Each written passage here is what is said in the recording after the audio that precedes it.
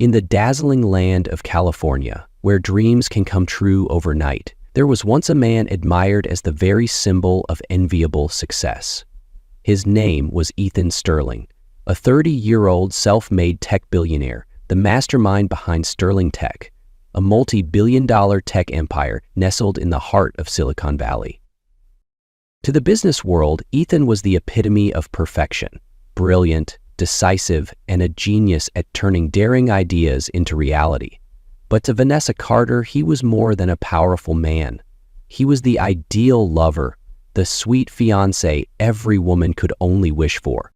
Ethan was madly in love with Vanessa. Rumor had it that just one smile from her could make Ethan drop the most important meeting just to spend a few precious minutes by her side. Vanessa, with her radiant beauty and fierce leadership, had become the CEO of Sterling Tech while Ethan expanded his global investments. Together, they were the perfect couple, bonded since youth, worshipped by everyone as an icon of love and power. Yet, behind the dazzling lights and lavish parties, Ethan still longed for one simple thing: to officially call Vanessa his wife. He had carefully crafted a proposal plan so heart-melting that just hearing about it would make anyone swoon. A rare pink diamond ring, a sunset proposal on Malibu Beach, every detail prepared to perfection by Ethan himself. Little did anyone know that on that fateful night, the $1 million ring would not only stand as proof of Ethan's love, but also mark the beginning of a nightmare that would sweep away everything he cherished most.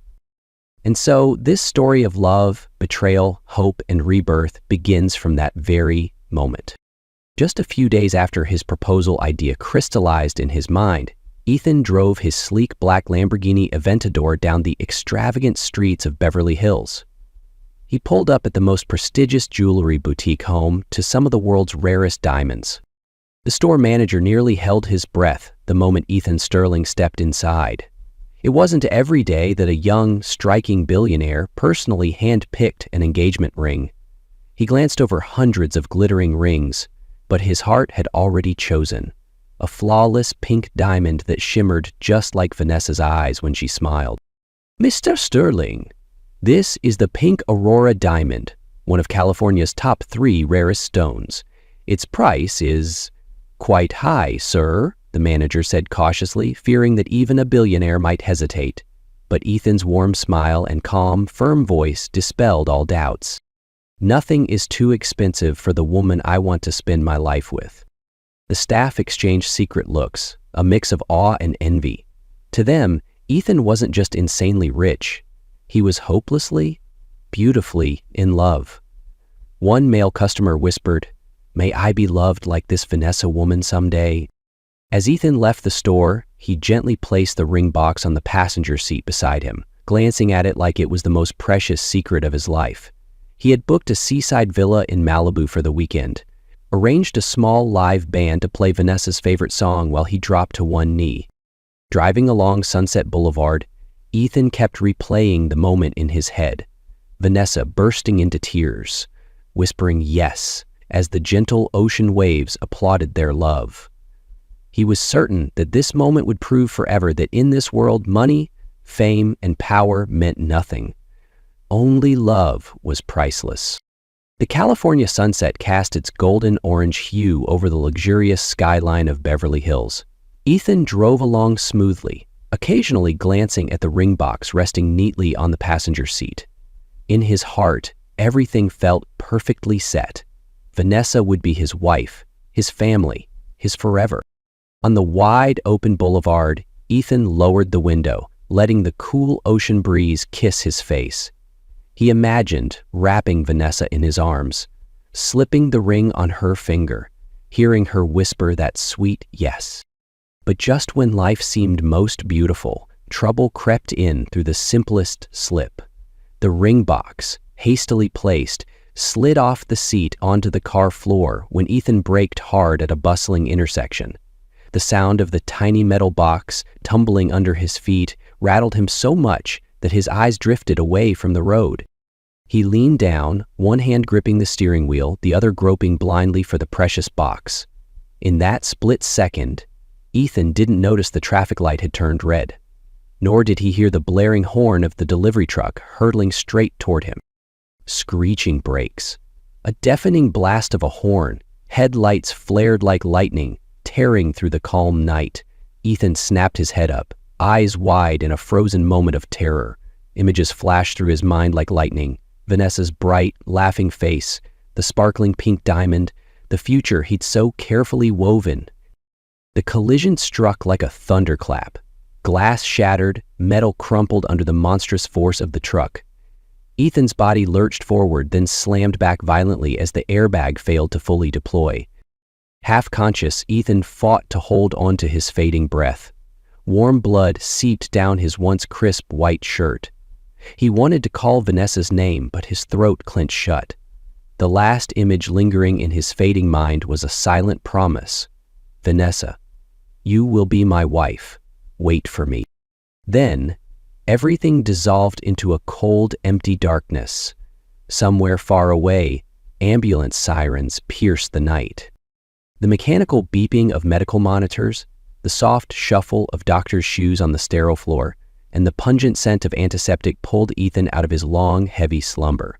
His eyelids felt weighted with stone, his mind foggy, as if his soul were still wandering the hospital corridors. The recovery room's harsh white lights burned his eyes to tears.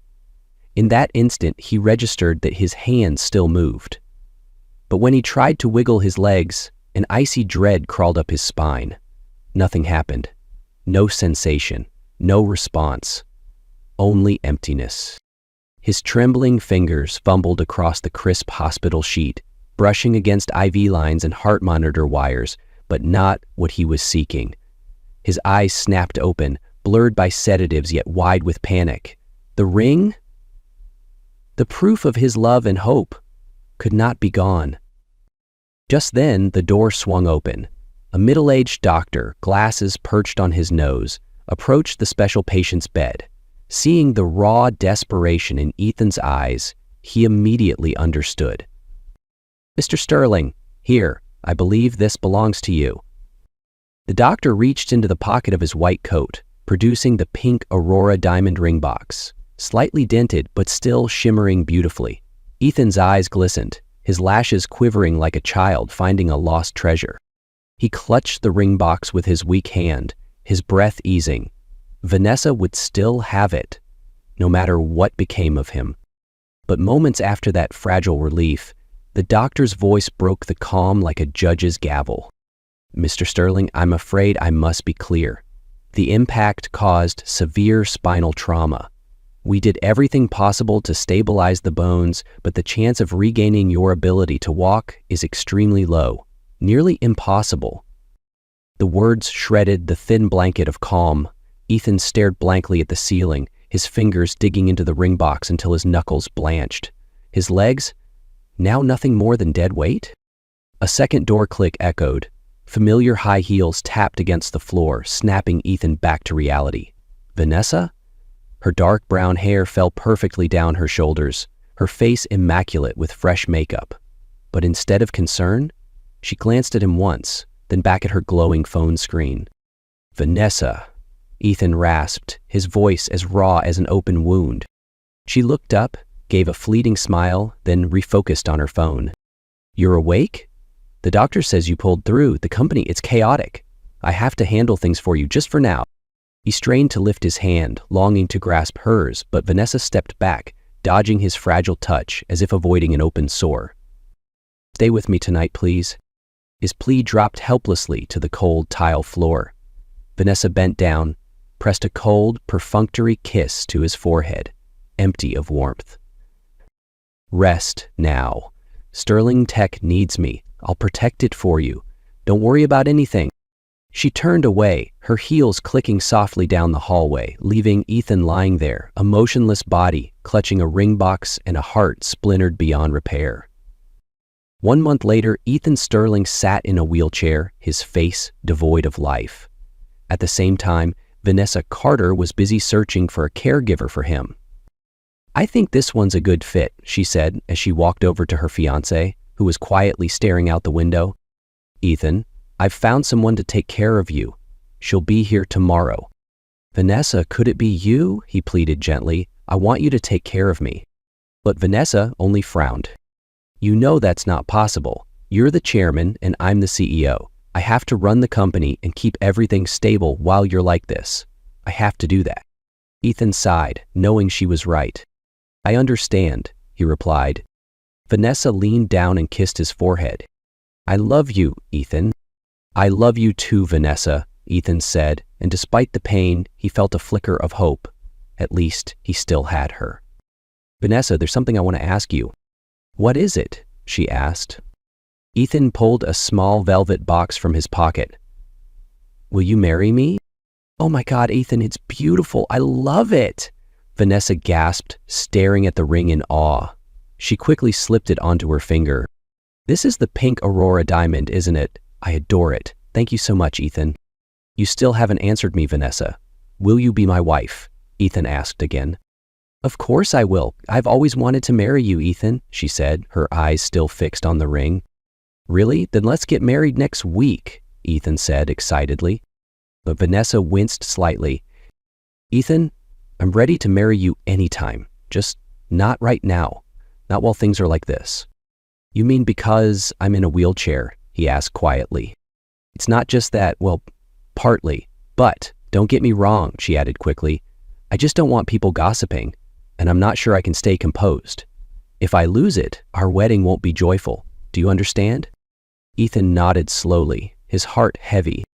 "I understand." Vanessa stood up. "I have a meeting to attend. Bye."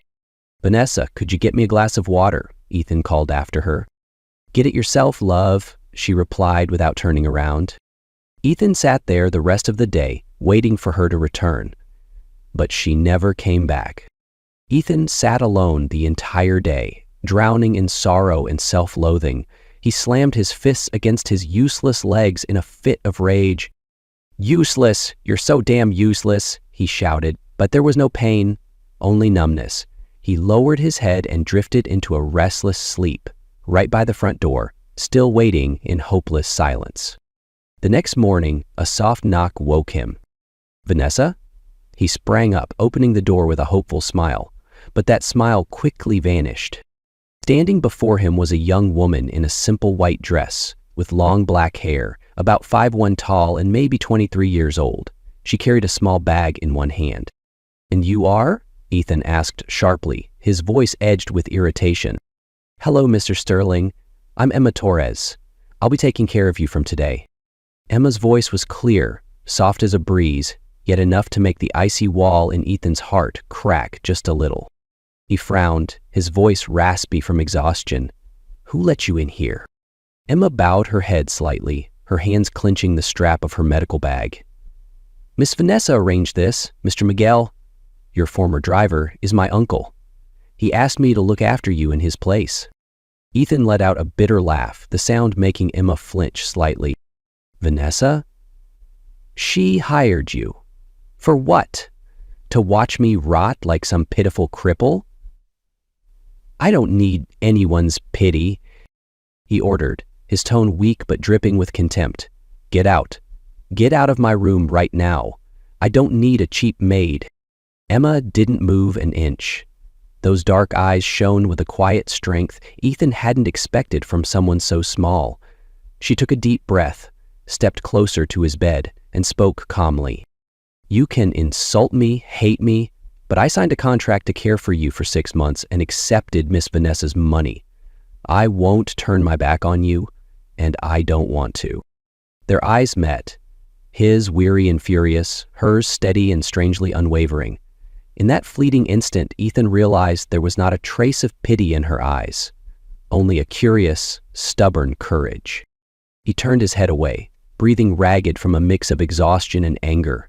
Emma leaned in, gently adjusting his pillow, wiping the sweat gathering at his temple. These small, wordless gestures nudged something unfamiliar inside his guarded heart. Just then, his phone rang. It was Vanessa. "Honey, has the caregiver arrived?" she asked.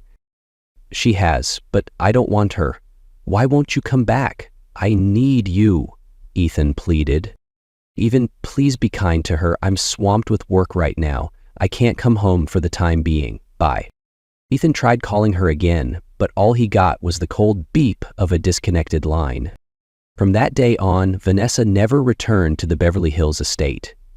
Ethan's calls were often declined or met with hurried, distant replies. He felt abandoned, tormented by the thought that if he weren't paralyzed, maybe she wouldn't have left him. The first days with Emma were a grueling test for both of them. Ethan was cold, to the point of cruelty. Every word he spoke cut like a knife at the self-respect of the young woman who had stepped into this luxurious hospital suite. "How long have you been doing this? A week? A month? Or fresh out of some cheap nursing program?" Ethan's voice dripped disdain as he stared past Emma, who carefully adjusted his blanket. Emma stayed silent. She had grown used to his scorn, but she didn't expect Ethan would set up traps even more humiliating than his words. Ethan began to plot ways to drive Emma away, hoping Vanessa would come back. One day, while Emma was sweeping the house, he quietly pulled out a large wad of cash from a hidden drawer and placed it on the floor. "If she's greedy, she'll take the money and leave. Then Vanessa will come back to me," he thought. "Emma," he called. "Yes, Mr. Sterling." "Clean my room, now." "Of course, I'm on my way." When she entered the room, Ethan was standing with a stern face blocking the doorway. "Clean it thoroughly. I don't want a speck of dust on my hands. Is that clear?" "Crystal clear, sir," Emma said politely, then started scrubbing. While wiping the floor, she noticed the money. "Why is there cash here?" she wondered, slipping it into her pocket quietly. She spotted Ethan peeking from behind the wall and instantly realized, a trap. She smirked mischievously. "If this is how you want to play, I'll play along," she whispered to herself. Pretending to take the bait, she kept the money. Ethan's heart leapt. "Just as I thought. She's no different from the rest, greedy." He silently walked away. After Emma finished cleaning, Ethan returned with a conflicted expression. "I'm missing some money." "You took it, didn't you?" "What? I didn't take anything." "Liar." "You're a thief. Let me see your bag." He grabbed Emma and searched her pockets, but found nothing. "This can't be," Ethan muttered. "I put it right there." "Is this the money you're talking about?" Emma asked, pulling the wad of cash from her sleeve and tossing it in his face. "Next time, don't bother with such childish traps. And if you do, at least try hiding yourself better," she said, then turned to leave. But before she stepped away, she turned back and slapped Ethan hard across the face. "Who do you think you are to insult me like that? I'm not someone who chases money. Even if you threw $1 billion at me, I couldn't swallow it. I work to live honestly. I don't steal from anyone." Ethan was stunned and collapsed to the floor in shame. Later, he called Vanessa. "Vanessa, where are you? I miss you." "Please stop bothering me. I'm busy," she said coldly, and hung up. Ethan felt completely hopeless. In the hallway, Emma stood silently, having overheard his choked sobs from behind the door. "Why is it, in our weakest moments, the ones we love are never there?" she whispered to herself. That night, Ethan couldn't sleep. Emma stepped out into the garden for some air and water, only to find Ethan sitting alone under the moonlight. It was the only thing illuminating his lonely figure. "Mr. Sterling, are you crying?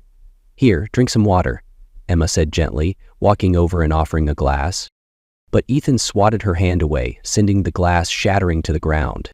"Why are you here? I don't need anything. Just leave. Leave me alone," he cried. "Please, calm down. I just want to help," Emma replied softly, reaching out to hold his hand. "Don't touch me. I said go," he shouted, jerking his hand away. "You're crying. What happened? If you tell me, maybe I can help," Emma said patiently. "Help me? How could you help me? I'm a cripple, Emma. I just want to walk again. I feel worthless, so worthless that even the woman I love doesn't want to be near me." Emma said nothing. She simply pulled him into a hug.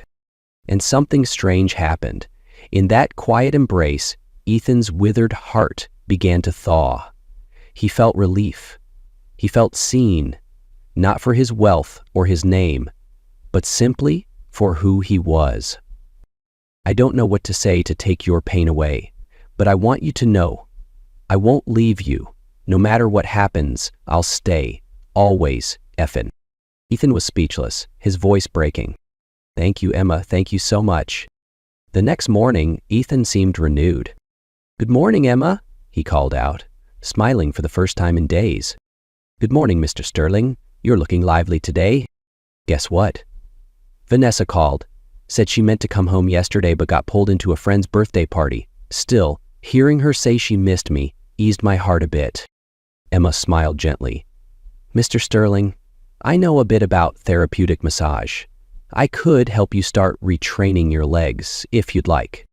"Really? But the doctor said the odds are slim." "Even if there's only a tiny chance, I'm willing to try.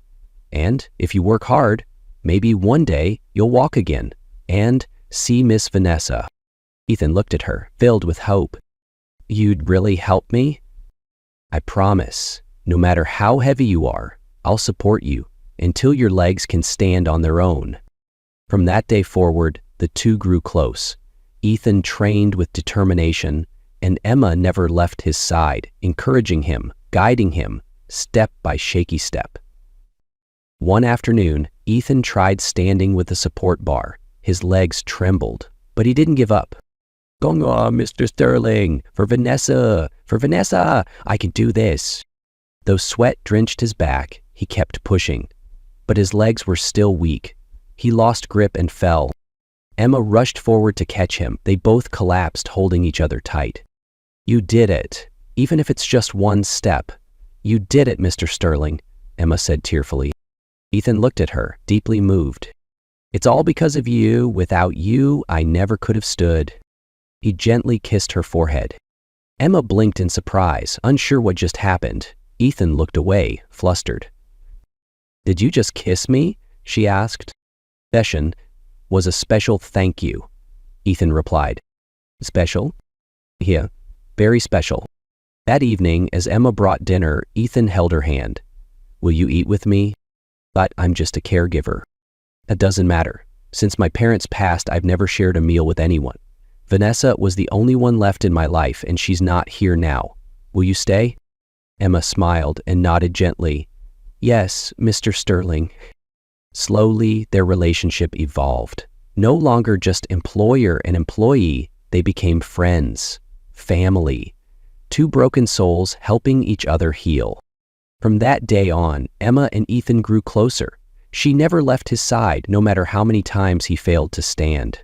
Emma was always the one to lift him up, wipe his sweat, and encourage him when he was at his lowest. One beautiful morning, while Ethan was practicing walking, he suddenly managed to take a small step on his own legs. "Look, Mr. Sterling, you did it!" Emma jumped in joy. But moments later, he collapsed. Emma rushed to catch him, and the two of them fell together, holding each other. "You did it, and you'll do so much more," Emma whispered, tears running down her cheeks. Ethan murmured, "I did it. Because of you, Emma. It's all thanks to you." He leaned down and gently kissed her forehead. Emma looked up, wide-eyed, in surprise and confusion. Ethan turned away, shy. "Did you just kiss me?" "That was a special kiss. A thank you from the bottom of my heart." "Special?" "Yeah. Very special." That night, Ethan couldn't sleep. His body felt hot, uncomfortable.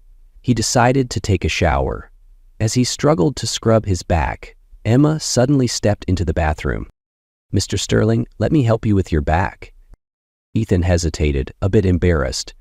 "Okay, please."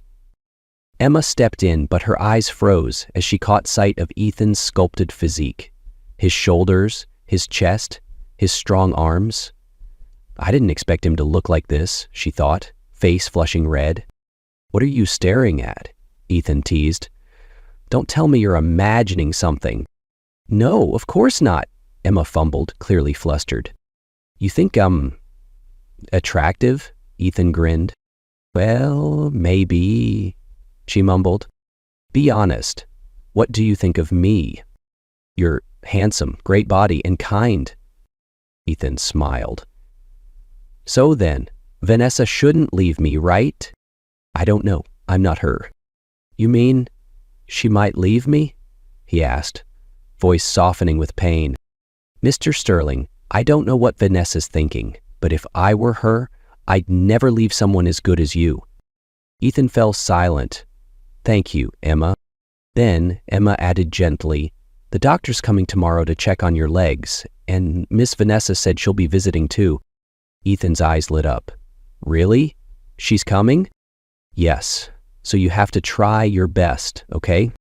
The next day, Ethan woke up early, filled with excitement. He waited all day, but only the doctor showed up. Vanessa never came. The doctor brought good news.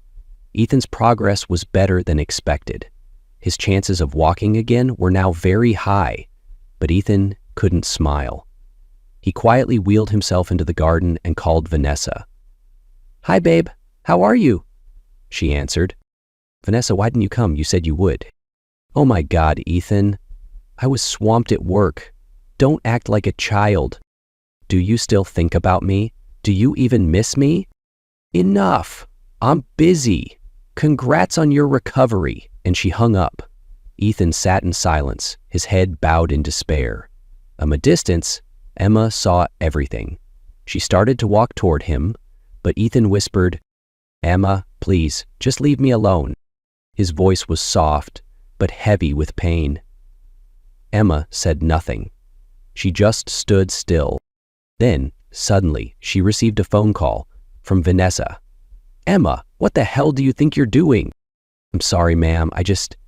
Mr. Ethan misses you so much. He needs you. He won't say it, but I know he's so fragile right now. Silence. Then Vanessa let out a chilling laugh. Emma, listen to me. This company was always my ship to steer. Ethan's just a pretty face. Now he's useless, just a decoration. I need him quiet, sitting there while I hold power. Do you understand?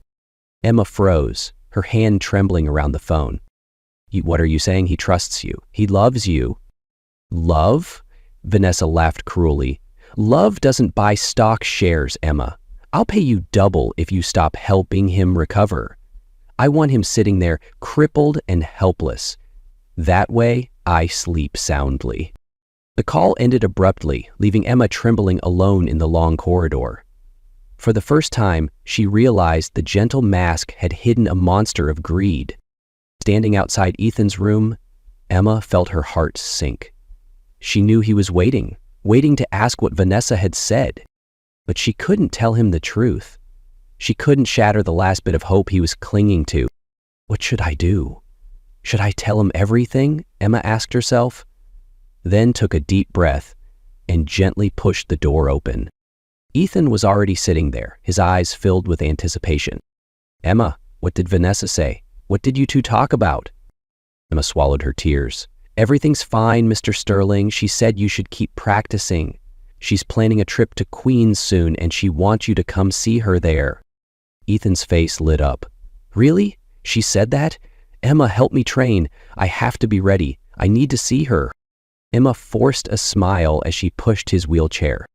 Maybe. This is the only way he'll find out the truth, she thought silently. From that moment on, Ethan trained harder than ever before. With Emma's tireless support, day after day, he finally did it. Emma, I did it. Do you see? I can walk, he shouted, eyes wide with disbelief. Emma burst into tears of joy and rushed to wrap her arms around him. Congratulations, Mr. Sterling. I'm so happy for you. She was overwhelmed with happiness, yes, but also with quiet sorrow. She knew her time with Ethan was running out. Her role as the one who helped him heal was coming to an end. Ethan gently lifted her chin, his eyes soft. This is all because of you, Emma. Without you, I never could have done it. Their breaths mingled. A quiet warmth filled the space between them. Ethan leaned in closer, so close she could hear the rush of his heartbeat. But just then, Mr. Sterling, I think it's time you booked that ticket to Queens. Her words shattered the moment. Ethan slowly pulled back. Yeah, you're right. That's a good idea. I'll surprise her. She'll be so happy to see me walking again. But for some reason, Ethan didn't feel as excited as he expected to be. The next day, Ethan and Emma flew to Brazil. Standing before the luxurious villa, Ethan trembled with anticipation. "Emma, how do I look? Do you think she'll be happy?"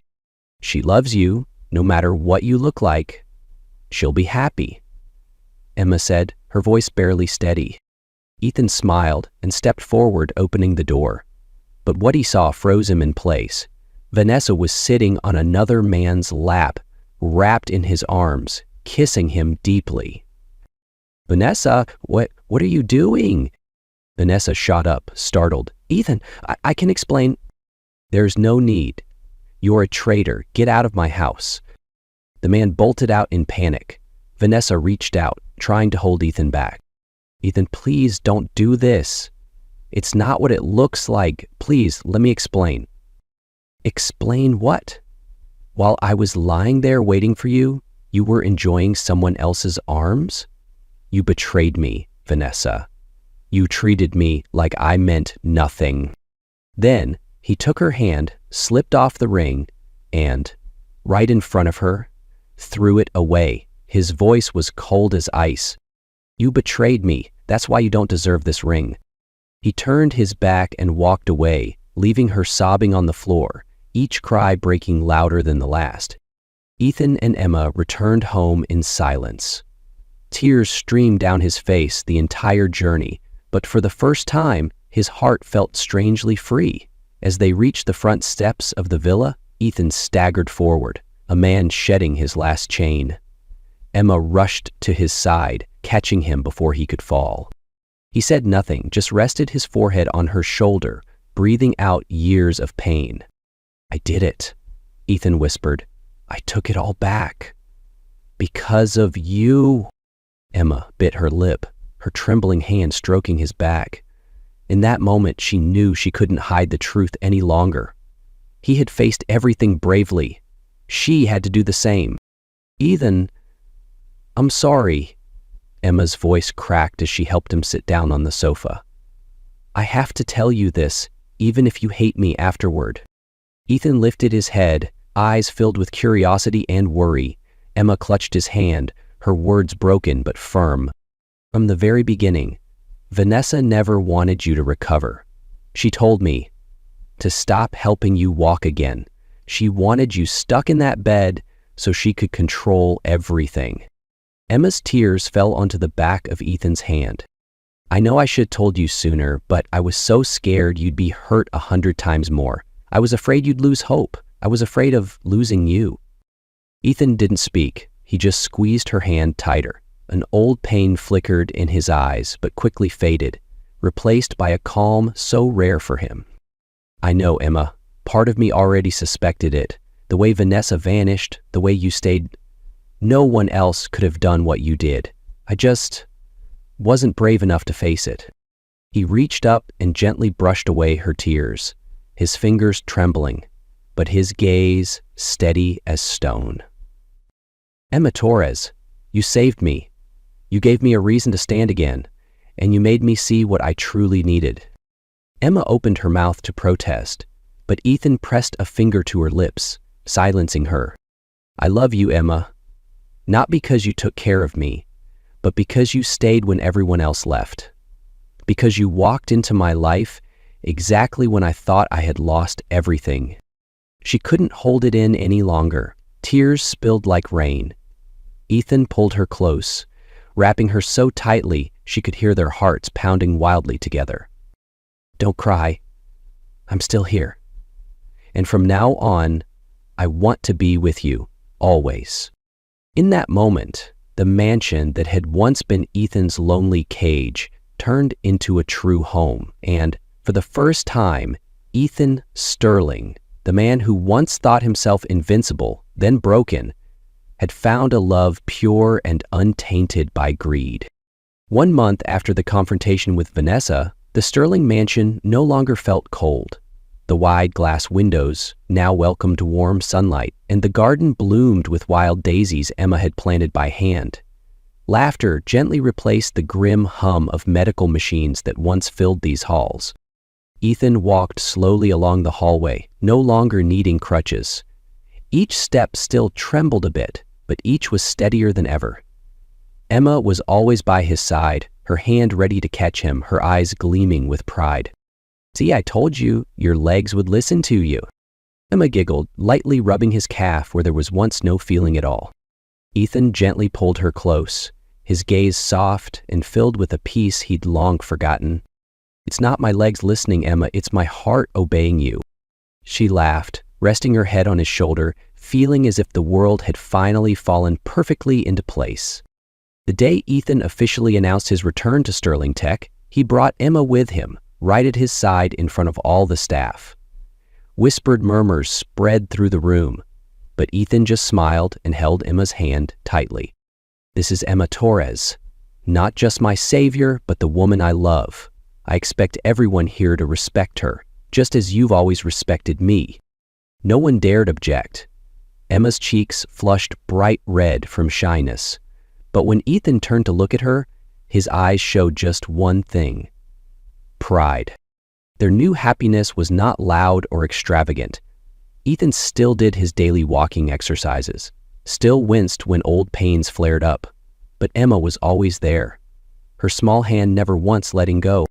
One late evening, under the garden lights twinkling like stars, Ethan suddenly knelt before Emma. His hand trembled, but his deep voice carried a promise vast as the night sky.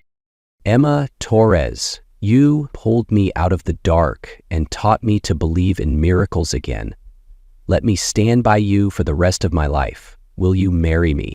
Tears streamed down Emma's cheeks as she nodded without hesitation. What she received that night was the perfect reward for her patience, for a love that had never asked for anything in return. Beneath the California sky that night, the stars shone brightly, witnessing a new beginning, a life where Ethan Sterling was no longer the lonely billionaire, but a man who knew how to love and be loved completely, and this time, love would never betray him again.